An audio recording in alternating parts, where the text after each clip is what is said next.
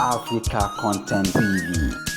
ọkàn gbẹ̀gbẹ̀ àtẹni tó dùn àtẹni tó ká lára ó kí gbogbo wa pé salamu alaykum wa rahmatulahi wa barakatuh. wa alaykum salam wa rahmatulahi wa barakatuh. ẹ dákun ẹ jẹ́ ká dáhùn dáadáa salamu alaykum wa rahmatulahi wa barakatuh. akí ọba tí jẹ́ ọlọ́run ọba tó ní wàhálà nìkan tó sì tó gbogbo nǹkan ṣe ká pariwo rẹ̀ lẹ́ẹ̀kan náà ká pé Allah. tí ó jẹ́ kí a wí àkọ́kọ́ mo fẹ́ kí gbogbo wa kọ́kọ́ gbọ́ kíní kan yé ó lè má yí ọ sọ pé mi àdá kí ni mo sọ bẹ́ẹ̀ kádàrá méjì lẹ́ni kọ̀ọ̀kan wa kọ́ kádàrá mélòó ni mo pè é kádàrá méjì ńlá kọ́ bá a sùnmùrà tí èèyàn bá ń ṣiṣẹ́ àlìjẹ́ náà bọ̀ tọ́ba jámẹ́ kọ́nà yọ padà já sí náà kì í ṣe kọ́nà wọn ṣẹ̀ṣẹ̀ kó àyè tí ó gbé nù náà àyè tí ó gbé nù náà yẹn ti ṣe kíni lẹ̀ téèyàn bá ń ṣiṣẹ́ ọmọ náà bọ̀ tọ́rọ̀ rẹ̀ tọ́ba wà padà wá ṣiṣẹ́ àlìjẹ́ náà tọ́rọ̀ rẹ̀ wà padà já sí àlìjẹ́ náà kì í ṣe kọ́nà wọn ṣẹ̀ṣẹ̀ máa kó àyè tí ó dé sí àlìjẹ́ náà àlefa àyè tí ó dé sí àlìjẹ́ náà ti ṣe kíni kádàrá mélòó la wá kọ́ àyè mélòó la níwò iṣẹ́ kọ̀ọ̀kan ni ó sì gbé wa dé ààyè kọ̀ọ̀kan ó túmọ̀ sí pé abọ́ kádàrá mélòó tí àwọn tí bá wá ń tọ̀ ààyè ni òsì kò sì pè mí fún àṣì ọ̀nà tí mo sì ń lọ́kọ̀ o lè má já àfa àgbo láǹfààní ẹni tó já àfa pé kọ́ lọ́wọ́ tí láti wọ́n pè ní Ilatul Mu'jizatu bil Qur'an ọlọ́run nìkan kí ń pààyàn o èmi mo wí bẹ́ẹ̀ o gbọ́n tí mo sọ yìí ó tún yọ̀ǹda fáwọn kan pé wọ́n bá fẹ́ wọ́n bá ti wù yẹn lọ sí kíni wọ́n fáwọn kan láǹfààní rẹ̀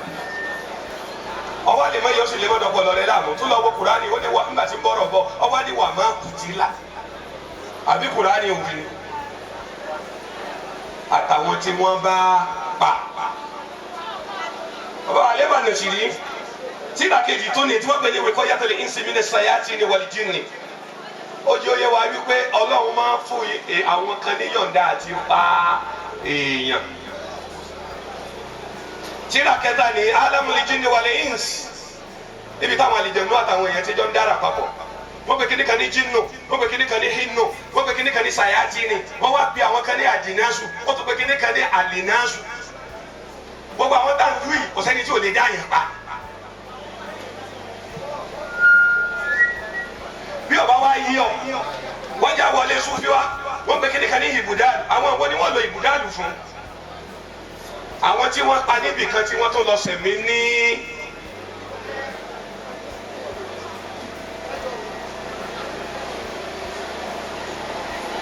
ìwọ ni o mójútó ayé ara rẹ o wọ́n ń pààyàn o tí wọ́n tún tíra yìí wò tí ìṣẹ̀lẹ̀ kan bá ṣẹlẹ̀ nínú ìlú baba Sumura wọ́n pè ní Mu'jizatul Ilaji bil Qur'an baba Alifa tí ìṣẹ̀lẹ̀ kan bá ṣẹlẹ̀ nínú ìlú tàbí lágbàáyé tàbí lórílẹ̀-èdè tàbí láàrin ibì kankan tí kú wá ń ṣẹlẹ̀ lọ́wọ́ọ̀wọ́ àjẹmọ̀ sí o tí ògo báyìí bá kú baba tíra rẹ̀ ni o àjẹmọ̀ sí o èmi mo wí bẹ́ẹ̀ o tí a rẹ̀ ní lọ́wọ́ mi o ó ní o tí ògo báyìí bá ṣe kéde ní kékeré báyìí àjẹsẹ kéde akí baba wa alikosi akoli anam oníwàásí gbòkègbodò alamu wasalan wa marhaba bikum ẹni tó ní wà bá kọ́lé ẹ jẹ́ kí wọ́n jókòó níbi tí mo ti dìde ẹ jẹ́ kí àpọ́nlé jókòó níbi tí mo ti dìde ẹni tó ní wà bá kọ́lé ẹ jẹ́ àpọ́nlé bàbá ìmáàmù lẹ̀ wọ́n jókòó ní àyè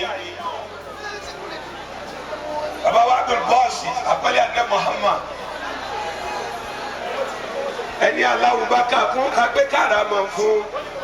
mari ababi kún aláwọ̀ àṣà mari ababi kún mari ababi kún. bàbá wa alẹ́ bá nẹ̀sìrì yìí tí ògbó bá kú bí sisi Badiri ṣe kú sí yìí ẹlẹ́mi àdákì ni mo wí bẹ́ẹ̀ tí a rẹ̀ ní lọ́wọ́ mi yìí Mu'jizatul Ilaji bil Qur'an àjẹsẹ́ kí ni ẹ tẹ́wọ́ ẹ jẹ́ ṣàdúrà.